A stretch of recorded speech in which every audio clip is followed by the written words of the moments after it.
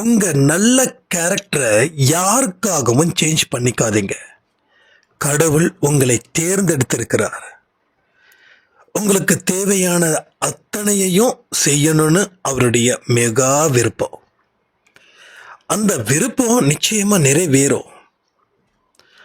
நீங்க மாற்றத்தை உங்களுக்குள்ள ஏற்படுத்த முயற்சிகள் பண்ணுங்க. 4 பேர் சொல்றத வச்சு உங்க வாழ்க்கைய முடிவு பண்ணாதீங்க. அதை தாண்டின மகா சக்தி ஒன்று இருக்கு. யார் என்ன சொன்னாலும் சரி, மனசை நொந்து போகாதீங்க. ஒரு ஸ்ட்ரைட் ஃபார்வர்டா இருங்க. எல்லார் மேலேயும் அளவு கடந்து அன்பு வைங்க. கண்டிப்பா அன்பால வீழ்த்தப்படவே முடியாது. அன்பால வெற்றி பெற மட்டும்தான் முடியும்.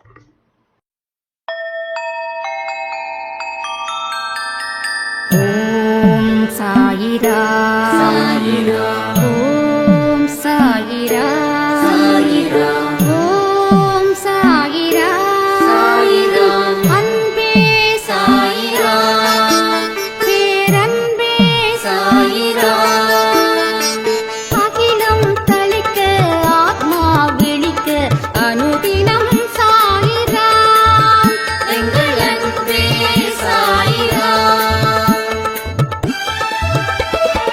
ஒன்றே இறைவன், ஒன்றே பூமிக்கென்றும் சாயிரா, சரணம் சாயிரா, நன்றே செய்து வாழ்வோம், நாம் ஒன்றே செய்து வாழ்வோம், அன்பே சாயிரா.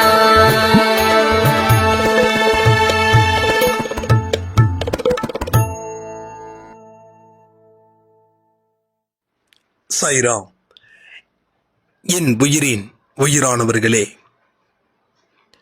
இன்னைக்கு 12 மணிக்கு இருக்கிற ஒரு பதிவில் நாம் அந்த நரகாசுரனை பற்றி பேசணும். நீங்களும் உங்களுடைய நரகாசுரனை ரொம்ப அழகா வெளியில கொண்டு வந்தீங்க. அப்போ யார் யாரெல்லாம் வெளியில கொண்டு வந்தாங்களோ அந்த எண்ணங்களை தான் நாம இனிமே பார்த்து பத்திரமா அதை நம்ம கிட்ட இருந்து விளக்கணும். இங்க நாம எதுக்கு வந்திருக்கோம் அப்படின்றத நாம தெரிஞ்சுக்கணும். பாவத்தை குறைக்கவும் புண்ணியத்தை அதிகரிக்கவும் பிறவியோட பயனை குறைக்கிறதும் தான் இங்க நம்ம லட்சியமா இருக்கணும். உங்களுடைய வாழ்க்கை கடவுள்கிட்ட இருந்து வந்திருக்குது. கடவுள் உங்களுடைய பிறவி பயனை குறைக்கணும்னு நினைக்கிறாரு. அதனாலதான் உங்களுக்கு தேவைப்பட்ட அத்தனை விஷயத்தையும் அவர் தொடர்ந்து கொடுத்துக்கிட்டே இருக்காரு. நிறைய பேருக்கு நல்ல விஷயங்கள் இன்னமும் போய் சேரல. ஆனா உங்களுக்கோ லாட்டா கிடைக்குது நிறைய விஷயங்கள். நீங்க யாரு, உங்களுடைய பலம் என்ன, உங்க பலகீனம் என்ன, எதை நம்ம சரி பண்ணணும், எதெல்லாம் நாம இனிமேலும் வாழ்க்கையில ஃபாலோ பண்ணணும், நம்முடைய ஐம்புலன்களை எப்படி அடக்கி ஆளணும், இது எல்லாமே கடவுள் ஒவ்வொரு பதிவின் மூலமா நமக்கு கொடுத்துக்கிட்டே இருக்காரு. நாம ஆன்மீக வாழ்க்கையில போகும்போது நம்மளுடைய பிராக்டிக்கல் வாழ்க்கையில இருக்கக்கூடிய பிரச்சனைகளும் இருக்கக்கூடிய துன்பங்களும் குறையுது. நம்மளுடைய வாழ்க்கை சாதாரணமா நினைக்கிறோம். இல்லை, நம்மளுடைய வாழ்க்கை ஒரு எக்ஸ்ட்ராடினரி வாழ்க்கை. அதை சாதாரணமா நினைச்சு பார்த்துடாதீங்க. நாம யாரு என்ன அப்படின்னு இப்ப வரைக்கும் நமக்கு புரியல. புரியாம தான் இப்ப வரைக்கும் இந்த குழப்பம். என்னால இந்த நாளை சிறப்பா வாழ முடியுமா அப்படின்ற மாதிரியே பலருக்கு குழப்பங்கள் நிறைய இருக்கு. வாழ சொல்றார் சாயப்பா, சொல்லுங்க, வாழ சொல்கிறார். அப்போ காரணம் காரியம் இல்லாம அவர் சொல்லுவாரா? அப்போ உங்க வாழ்க்கையில ஏதோ ஒண்ணு அவர் கொடுக்கணும்னு நினைக்கிறார். நீங்க கேட்டதை விட கேட்காததை கொடுக்கணும்னு நினைக்கிறார். அப்போ சில டேர்ம்ஸ் அண்ட் கண்டிஷன்ஸ் இருக்கு. அதை எல்லாமே நாம ஃபாலோ பண்ணாதான் நாம நினைச்ச ஒரு வாழ்க்கையை அவர் கொடுப்பாரு. அது என்னங்க டேர்ம்ஸ் அண்ட் கண்டிஷன்ஸ்? வாழ்க்கையில ஒன்றை மட்டும் பாரு, வேற யாரையும் பார்க்காத, யார் மீதும் பழி போடாத, குறைகளை பெருசா சொல்லிக்கிட்டே இருக்காத, வந்த வேலையை கவனி, அதிகமா பேசாத, நிறைய நல்ல விஷயத்த எத்தனையோ விஷயத்த நீ ஒதுக்கி வச்சிருக்க, அதை எல்லாத்தையும் உடனே நிறைவேற்று. கோவப்பட மாட்டேன் அப்படின்னு சொல்ற, ஆனா கோவப்பட்டுட்டு இருக்க. வாழ்க்கையில ஒரு மாற்றம் வேணும்னு நினைக்கிற, ஆனா மாறாம இருக்கிற. யார் மீதும் வெறுப்பு வைக்க கூடாதுன்னு சொன்ன அடுத்த நிமிஷமே யாரையாவது மனதார திட்டுற. அப்போ இத தொடர்ந்து செய்யறதால உன் வாழ்க்கையில என்ன சாதிக்க போறேன்னா, மறுபடியும் அடுத்தடுத்த பிறவிகளும் எடுத்து அடுத்தடுத்த துன்பங்களையும் அனுபவிச்சு தான் நீ வாழ போற. இதுதான் உன்னுடைய சாதிக்கக்கூடிய தன்மையா அப்படின்னு கேட்கிறாரு. அப்போ நாம ஒரு பிறவியில பட்ட துன்பம் அடுத்த பிறவியில அந்த துன்பம் இருக்கக்கூடாது. அடுத்த பிறவியில இருக்கக்கூடிய துன்பம் அதுக்கு அடுத்த பிறவியில இருக்கக்கூடாது. அப்போ பிறவியை டிசைட் பண்றது கடவுள், அந்த பிறவியில எப்படிப்பட்ட வாழ்க்கைய வாழணும்னு டிசைட் பண்றது நாம தான்.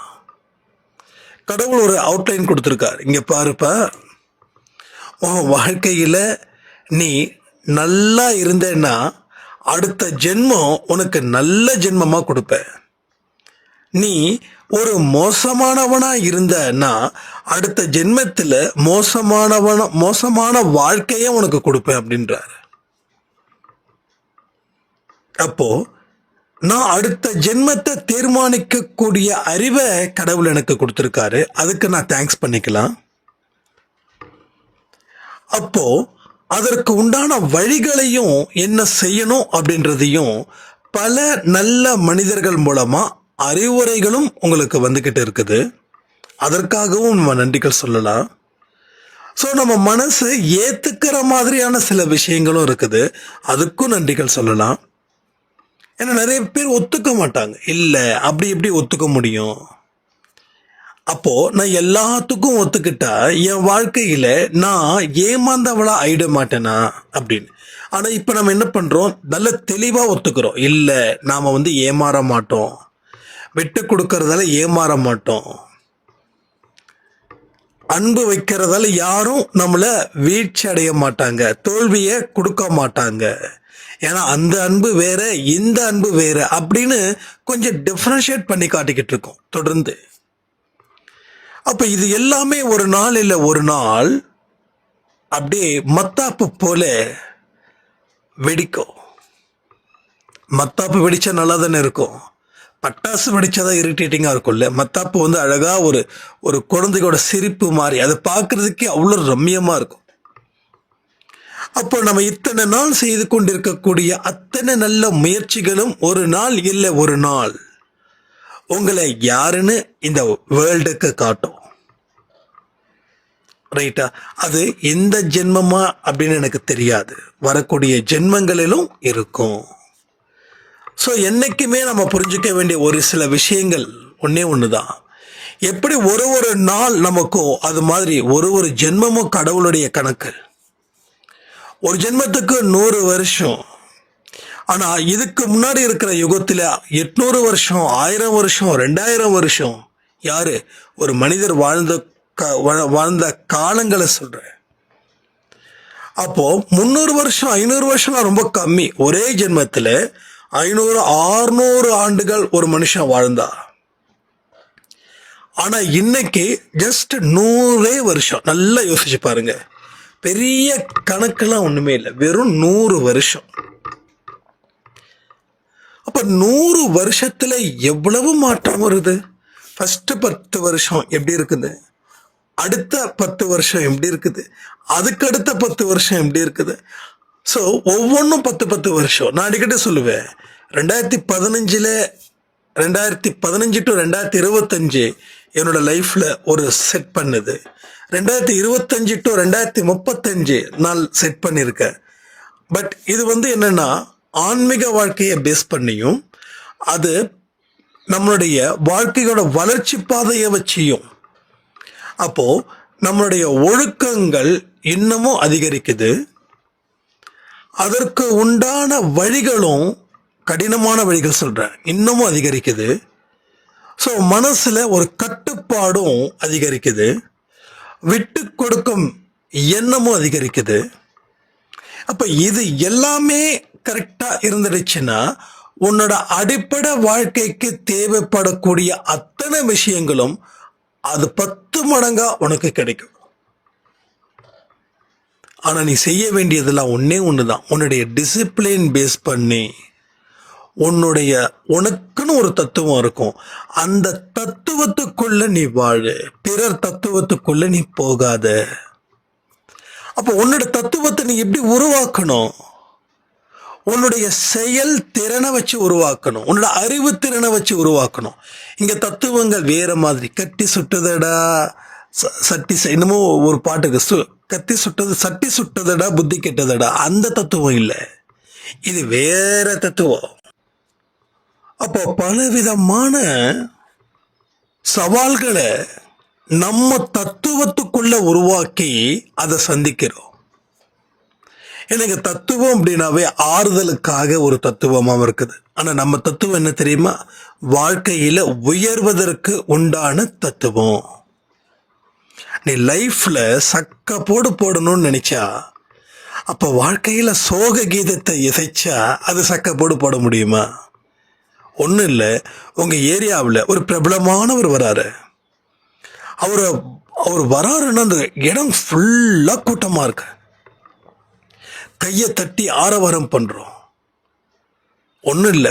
இந்த விஜய் இருக்காரு இல்லை, அவர் ஒரு இடத்துக்கு வந்தாருன்னா கூட்டம் வருதா இல்லையா?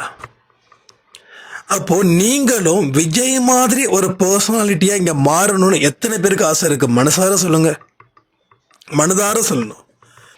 எனக்கெல்லாம் ஆசைலாம் இல்லைங்க, எனக்கு அதெல்லாம் பிடிக்காதுங்க அப்படின்லாம் சொல்கிறவங்க இருக்காங்க. உண்மையாக கூட இருக்கலாம். ஆனால் பொய்யா சொல்லக்கூடிய மனிதர்களும் இருக்காங்க. பொய்யாக சொல்லக்கூடிய மனிதர்கள். ஏன்னா அவங்களுக்கு அந்த ஆசை இருந்தும் அதை வெளியில் சொன்னால் அது வெட்கக்கேடா நினைக்கிறவங்களும் இருக்காங்க.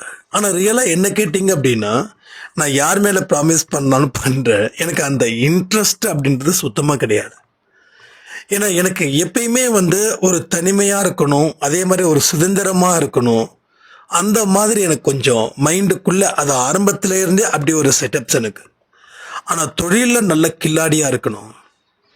ஆனால் நம்ம இப்படி பண்ணுறோம் அப்படின்றது யாருக்கும் சொல்லாமல் இருக்கணும். ஏன்னா எந்த ஒரு விஷயத்தையும் பிரபலப்படுத்திக்க கூடாது அப்படின்றதுல நான் ரொம்ப தெளிவாக இருக்கேன். என்ன மாதிரியும் சில பேர் இருக்கலாம், ஆனால் என்ன மாதிரி சில பேர் தான் இருப்பாங்க. அதுக்கு தான் நான் சொல்கிறேன்.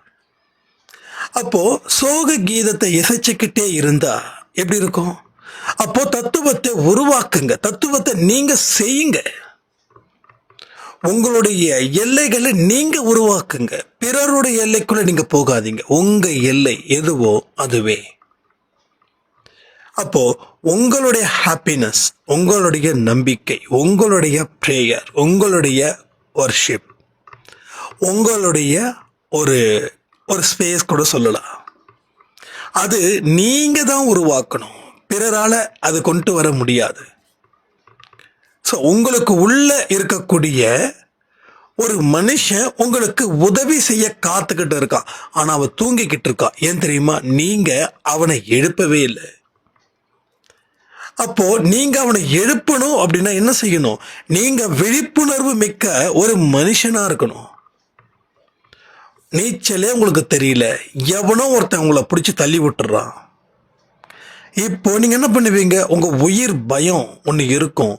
அந்த பயம் என்ன ஆகும்? தப்பிக்கணுன்ற எண்ணம் வரும். அப்போ உங்களுடைய விழிப்புணர்வு எப்படி இருக்கணும்னா, நீங்க தப்பிக்கணுன்ற விழிப்புணர்வு இருக்கும். அப்போ உள்ளுக்குள்ள இருக்கிறவன் என்னையாவது ஒன்று செஞ்சு காப்பாற்றுவான். அப்போ கடவுள் உள்ளுக்குள்ள வெளியில இல்லை. ஆபத்து காலத்தில் அவரை நோக்கி அழைக்கும் போது நீங்க நம்பிக்கையோட அழைக்கணும். அப்படி அழைக்கும் போது அவர் வந்து செய்வார். ஸோ இதுதான் நீச்சல் தெரியாதவங்களை ஆத்துல தள்ளி விட்டா நீங்க தப்பிச்சிருவீங்க. அப்போ தப்பிச்சு வெளியில வந்துடுவீங்க. அப்போ அந்த மிராக்கிள் எப்படி நடந்தது? அப்போ எனக்கு உள்ள நான் என்னை பின்னோக்கிக்கும் போது உள்நோக்கிக்கும் போது என்னுடைய அறிவுன்றது வெளிப்படுது, என்னுடைய பலம்ன்றது வெளிப்படுது. ஏன் என்னோட பலகீனமும் எனக்கு தெரியுது. நான் ஒரு காம்படிஷன்ல கலந்துக்கிறேன் அப்படின்னா என்னுடைய பலமும் தெரிஞ்சுக்கணும், என்னோட பலகீனமும் தெரிஞ்சுக்கணும். சும்மா பலத்தை மட்டும் தெரிஞ்சுக்கிட்டு பலகீனத்தை தெரிஞ்சுக்காம விட்டுட்டோம் அப்படின்னா ரொம்ப கஷ்டம். அப்போ எதிரி என்னை எந்த இடத்துல அட்டாக் பண்ணுவான், அவன் எந்த இடத்துல அட்டாக் பண்ணா நான் விழுவேன். அப்போ விழுவது அப்படின்றது என்னோட பலகீனம். அப்போ நான் என்னுடைய எதிரியை எந்த இடத்துல அடிச்சா அவன் விழுவான்றது ஏன் பலம். அப்போ என்னோட பலத்தையும் என்னுடைய பலகீனத்தையும் நான் தெரிஞ்சுக்கிட்டா மட்டும்தான் நான் காம்படிஷன்ல கலந்துக்க முடியும். நம்ம வாழ்க்கையிலேயே அதுதான் நம்ம முடிவு பண்றோம். பல விஷயங்களை 4 பேரை சொல்றத வச்சு நம்ம களத்துல இறங்குறோம். அந்த 4 பேரும் அமைதியா போயிடுறாங்க, நாம மாட்டிக்கிறோம். அப்ப அந்த 4 பேர்கிட்ட நம்ம பதில் கேட்டா அந்த 4 பேர் நம்மளை கேவலமா பேசுவாங்க. ஏன்னா அவங்க கேட்கிற ஒரே கேள்வி, நாங்க சொன்னோம் அப்படின்னா நீ செஞ்சிடுவியா, உனக்கு அறிவு இல்லையா? அப்போ அவங்களுடைய அறிவுக்கு உட்பட்டு சொல்றாங்க, உங்க அறிவுக்கு உட்பட்டு நீங்க நடந்துக்கணும். என்கிட்ட ஒரு சாய்ராம் ரீசெண்டா சொல்லியிருந்தாங்க, நீ இந்த ஆரத்தி சச்சரிதம் மெடிடேஷன்லாம் பண்ற, இதன் மூலமா வாழ்க்கை மாறும்னு நீ எப்படி நம்புற? இதை விட நான் வேகமா நிறைய விஷயங்கள் கடவுளுக்காக செலவு பண்ணேன். பட் என்னாலேயே நான் தோத்துட்டு தான் நிற்கிறேன். எல்லாருக்கும் விதி ஒன்று இருக்கு, அந்த விதி தான் ஒரு மனுஷனுடைய வாழ்க்கையை மாத்துது அப்படின்னு அவங்க சொல்லியிருக்காங்க. அப்போ இவங்க என்ன பண்ணாங்க, இவங்களுக்கு ஒரு பெரிய குழப்பம். அதுக்கப்புறம் இவங்க என்கிட்ட இந்த மாதிரி கேள்வியை கேட்குறாங்க, இல்லை இப்படி சொல்றாங்க என்ன அப்படின்னு. நான் ஒன்று சொன்னேன், அவங்களுடைய அறிவுக்கு உட்பட்டு அவங்களுடைய எல்லைக்கு உட்பட்டு அவங்க உங்களுக்கு அறிவுரை கொடுக்குறாங்க. நீங்க அவங்க எல்லையில இல்லை, நீங்க அவங்கள விட ஒரு படி வேறு ஒரு எல்லையில இன்னும் அதிகரிச்சிருக்கீங்க. புரியுதா உங்களுக்கு? புறாவுடைய குட்டி என்ன ஆகுது, ரெக்கை இருக்காதுக்கு, இல்லை அது பறக்க முடியல. அது என்ன நினைக்குது, நம்மளால பறக்க முடியாது, இவங்கெல்லாம் பறக்குறாங்கன்னு. அப்போ அம்மா புறா பறக்குது, அம்மாவோட குட்டி புறா பறக்கல. அப்போ குட்டி புறாவோட எல்லை இவ்வளோதான், அம்மா புறாவோட எல்லை பெருசு, அதனால அது ஈஸியா பறக்குது.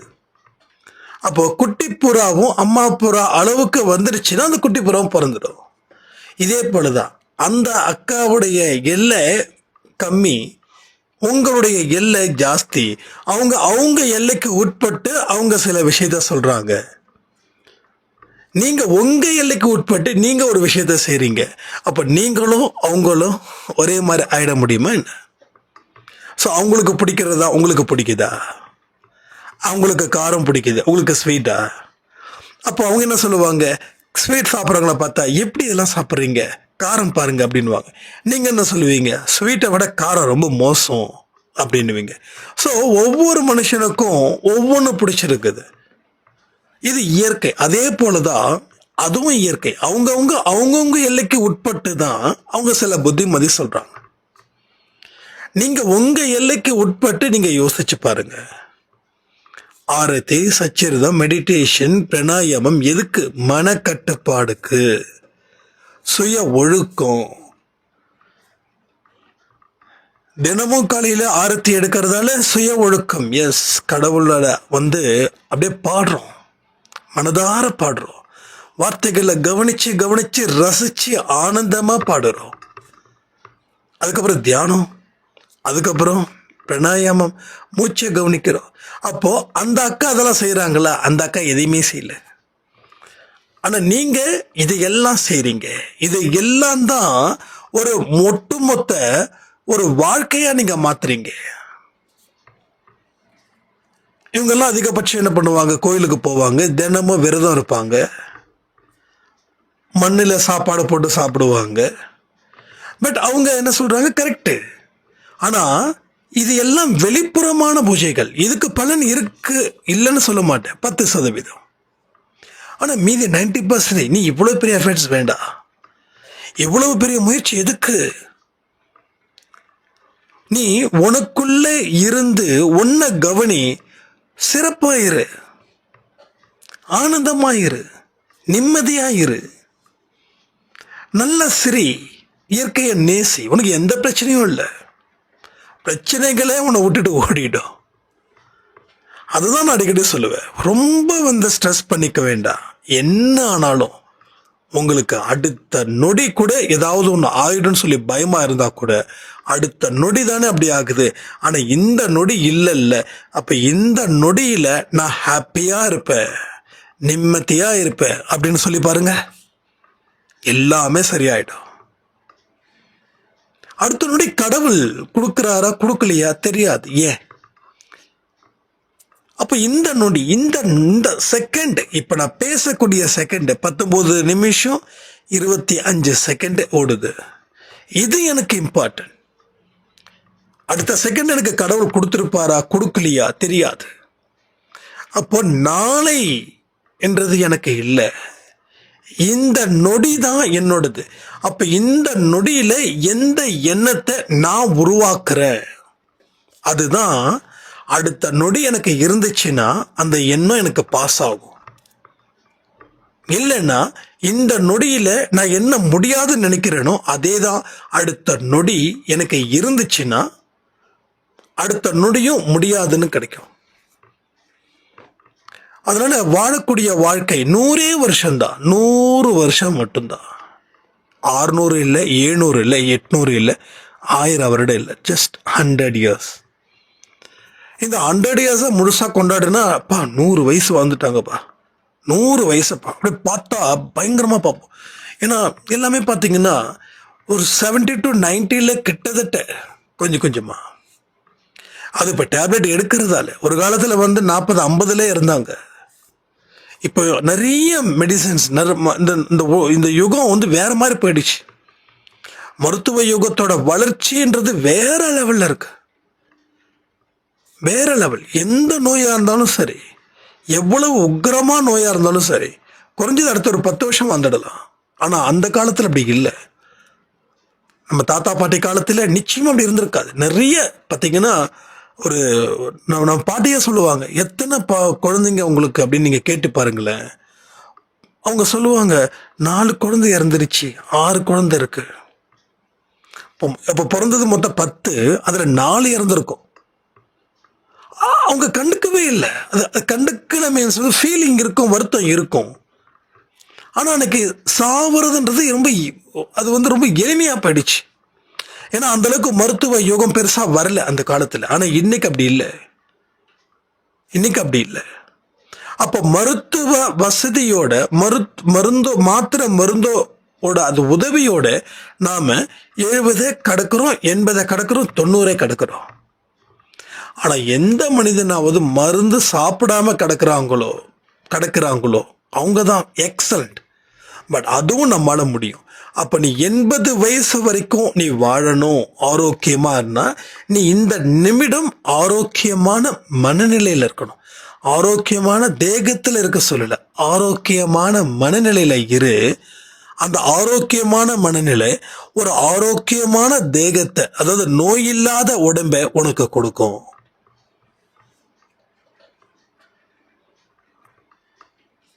அப்போ எல்லாத்துலேயும் என்ன தேவைங்க? என்ன தேவை? கவனம் தேவை. எதை நோக்கி போறோம் அப்படின்ற ஒரு கணிப்பு நம்ம கிட்ட இருந்தும் அது தப்பா முடியுதுன்னு தெரிஞ்சும் நாம அதை நோக்கி தானே போறோம். இதுலதான் பெரிய பெரிய கன்ஃபியூஷன்ஸ், இதுலதான் பெரிய பெரிய ஸ்ட்ரகிள். இதில் தான் பெரிய பெரிய ஃபெயிலியர்ஸ். அப்போ இது எல்லாமே தொடர்ந்து நடந்துக்கிட்டே இருக்குது. எஸ், நம்ம போகிற பாதை சரியா தப்பா? நான் உங்ககிட்ட கேட்குற ஆன்சர் பண்ணுங்க. நீங்கள் போகிற பாதை சரின்னு நீங்கள் நினைக்கிறீங்களா இல்லை தப்புன்னு நினைக்கிறீங்களா? கமெண்ட் பண்ணுங்க. இப்போ நான் போகிற பாதை சரிதான் அப்படின்னா உங்கள் மனநிலையில் எந்த இடத்துலையும் ஆரோக்கியமாக இருக்கும். உங்கள் மனநிலையில் எந்த இடத்துலையும் ஒரு முடியாது, ஒரு கவலை, ஒரு பதட்டம், ஒரு விதமான டென்ஷன் எதுவுமே இருக்காது. நான் போகிற பாதை சரி அப்படின்னா அந்த பாதை அவ்வளோ சந்தோஷத்தையும் அவ்வளவு ஆரோக்கியமான மனநிலையையும் கொடுக்கும். இங்கே ஆரோக்கியம் இல்லாத உடம்பை பார்க்குறோம், ஆனால் நான் என்ன பார்க்குறேன், அதுக்கு அதை தாண்டின ஒரு விஷயம். நீ நல்ல ஹெல்த்தியான மைண்டில் இருக்கியா? உன்னோட மைண்டில் இருக்கக்கூடிய கன்ஃபியூஷன் தான் எல்லாத்துக்கும் காரணமாக அமையுது. ஒரு விஷயமும் அப்படிப்பட்டதாகவே மாறுது. நான் என்ன நினைச்சாலும் நடக்கலைன்னா எஸ், நீ நல்ல மனநிலையில் இல்லை, அதாவது ஒரு ஆரோக்கியமான மனநிலையில் நீ இல்லைப்பா. அதனால தான்ப்பா நீ நினைச்சது எதுவுமே நடக்கலை. நீ நினைக்காதது நடக்குதுன்னா அப்போ உன்னோட மனசுல அவ்வளவும் நெகட்டிவா இருக்கு. இதை பத்தி நிறைய பேசியிருக்கோம், அதை பத்தி மறுபடியும் பேசிட்டு. அப்போ நான் போற பாதை செக் பண்ணணும்ல. நம்ம குழந்தை எந்த பாதையில போறான்னு நீங்க செக் பண்றீங்கல்ல. சரியான பாதையில பையன் போறானா, பொண்ணு போறாளா, இல்ல தப்பான பாதையில போனா என்ன பண்றது, திருத்தணுமே. S, correct. அப்ப நீங்க உங்களுடைய பாதை எப்படி இருக்குதுன்றதை யோசிச்சு பார்த்தீங்களா? ஸோ யோசிங்க, ட்ரை பண்ணுங்க, முயற்சி பண்ணுங்க. நீங்கள் முயற்சி பண்ணாமலே முடியாது நடக்காதுன்னு சொன்னால் அது எங்கே கொண்டு போய் வச்சுக்க முடியும்? Just you can try. உங்களுடைய கணக்கு கரெக்டாக இருக்கிற மாதிரி பார்த்துக்கோங்க. நல்ல நாலேஜை டெவலப் பண்ணுங்க, கான்ஃபிடெண்ட்டாக இருங்க. எப்பொழுதும் சந்தோஷமும் நிம்மதியும் இருக்கணும்னு நான் ப்ரே பண்ணிக்கிறேன் உங்களுக்காக. நல்ல மனசுங்க உங்களுக்குலாம், சீரியஸாக சொல்கிறேன். நான் பொய் சொல்லலை, நல்ல மனசுங்க.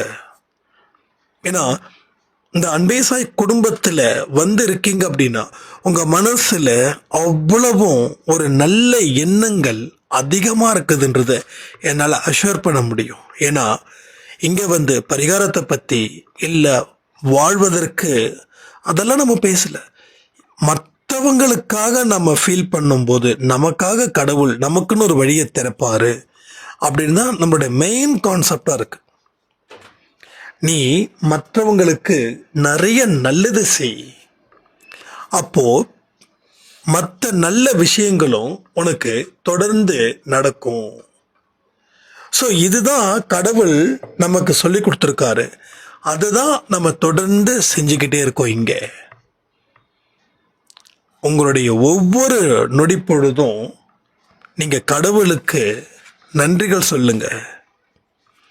நன்றிகள் சொல்வதன் மூலமாக வாழ்க்கையில் இருக்கக்கூடிய கர்மாக்களை எரிக்க முடியும், தீயட்டி கொளுத்த முடியும். அடுத்த ஜென்மத்தில் ஒரு நல்ல வாழ்க்கையையும் நீங்கள் வாழ முடியும். ஸோ ஒரு பர்ஃபெக்ஷனான லைஃப்பை கண்டிப்பாக நம்ம சாய்பா கொடுத்தே தீருவார், நீங்கள் பர்ஃபெக்டாக இருக்கிற வரைக்கும். யார் என்ன சொன்னாலும் உங்கள் நல்ல கேரக்டரை எதுக்காகவும் சேஞ்ச் பண்ணிக்காதீங்க. சேஞ்ச் பண்ணிக்காத வரைக்கும் உங்களுக்கு எந்த பிரச்சனையும் இல்லைன்னு சொல்லி இந்த பதிவை நான் முடிக்கிறேன். ஜெய் சாய்ராம்.